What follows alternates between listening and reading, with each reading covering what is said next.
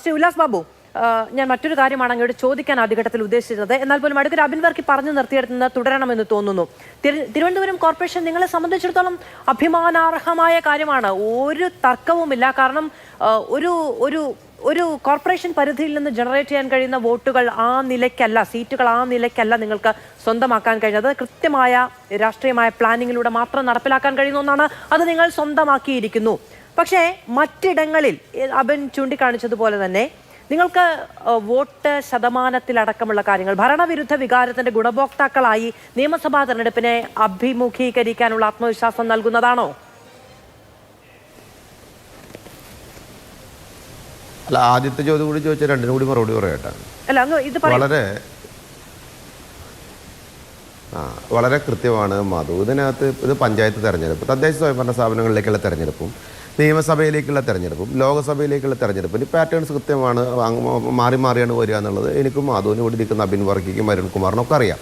സ്വാഭാവികമായിട്ട് ഇത്തവണത്തെ തെരഞ്ഞെടുപ്പിൽ BJPയെ സംബന്ധിച്ചിടത്തോളം വികസിത കേരളം എന്ന് പറയപ്പെടുന്ന വലിയ സങ്കല്പത്തിൻ്റെ അടിസ്ഥാനത്തിൽ ഞങ്ങൾ കൃത്യമായിട്ട് തന്നെ ഡെവലപ്മെൻറ്റ് വോട്ട് ചോദിച്ചിട്ടുണ്ട്. ഞങ്ങൾക്ക് ചില സ്ഥലങ്ങളിൽ നഷ്ടപ്പെട്ടതിനനുസരിച്ച് അപ്പുറത്തെ സ്ഥലങ്ങളിൽ ഞങ്ങൾക്ക് ജയിക്കാൻ സാധിച്ചിട്ടുണ്ട്. വോട്ടിംഗ് പെർസെൻറ്റേജ് എന്ന് പറയപ്പെടുന്നത് 17% ഞങ്ങൾക്ക് കണക്കുകൾ പ്രകാരം ഞങ്ങൾക്ക് കിട്ടിയിട്ടുള്ളത്. കൃത്യമായിട്ടുള്ളത് വരുന്നതേ ഉള്ളൂ. സ്വാഭാവികമായിട്ട് ഞങ്ങളെ സംബന്ധിച്ചിടത്തോളം ഒരു സംശയവുമില്ല, ഞങ്ങൾ കേരളത്തിൽ പരക്കാനാണ് ഇപ്രാവശ്യം ആഗ്രഹിച്ചിട്ടുണ്ടായിരുന്നത്. ഞങ്ങൾ ഒരുവിധം ഞങ്ങൾക്ക് ഒരിക്കലും ജയിക്കാൻ സാധിക്കാതിരുന്ന നിരവധി പഞ്ചായത്തുകളിൽ ഞങ്ങൾ വിജയിച്ച് കയറിയിട്ടുണ്ട്. ഞങ്ങൾ പരിപൂർണമായിട്ട് നിയമസഭാ തെരഞ്ഞെടുപ്പിൻ്റെ പ്രക്രിയ ഇന്ന്, ഞങ്ങളുടെ പ്രവർത്തനത്തിൻ്റെ തുടക്കം ഇന്ന് ഞങ്ങളുടെ സംസ്ഥാന അധ്യക്ഷൻ കൃത്യമായിട്ട് തന്നെ സന്ദേശങ്ങൾ കൊടുക്കുന്നു. ഇന്ന് മുതൽ ഞങ്ങൾ ആ പ്രവർത്തനം തുടങ്ങി. ഞങ്ങളെ സംബന്ധിച്ചിടത്തോളം ഞങ്ങൾക്കത് ജയിച്ചില്ല, ഞങ്ങൾ കുറവാണ് എന്ന് പറഞ്ഞ് ഞങ്ങളിലേക്ക് ആരും നോക്കിയിരിക്കേണ്ടതില്ല. ഞങ്ങളുടെ കാര്യങ്ങൾ ഞങ്ങൾ വളരെ കൃത്യമായി കൈകാര്യം ചെയ്തു. ആ ചെയ്തതിൻ്റെ അടിസ്ഥാനത്തിലാണ് തിരുവനന്തപുരത്ത് ജയിച്ചത്. ആ ചെയ്തതിൻ്റെ അടിസ്ഥാനത്തിലാണ് നിരവധി പഞ്ചായത്തുകളിൽ ഞങ്ങൾക്ക് കയറാൻ സാധിച്ചത്. നിരവധി സ്ഥലങ്ങളിൽ ഞങ്ങൾക്ക് ചില സീറ്റുകൾ നഷ്ടപ്പെട്ടിട്ടുണ്ട്. അതനുസരിച്ച് അപ്പുറത്തെ സീറ്റുകൾ ഞങ്ങൾക്ക് നേടാനുമായിട്ടുണ്ട്.